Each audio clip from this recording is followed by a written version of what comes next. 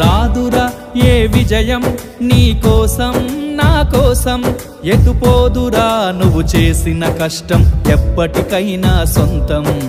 కాలంతో పయనించేవాడికి కానిది ఏముంది, సాధనతోనే సాధ్యమవ్వునని సదాశయంతో సాగర ముందుకు. రాదురా ఏ విజయం నీ కోసం నా కోసం, ఎటుపోదురా నువ్వు చేసిన కష్టం ఎప్పటికైనా సొంతం.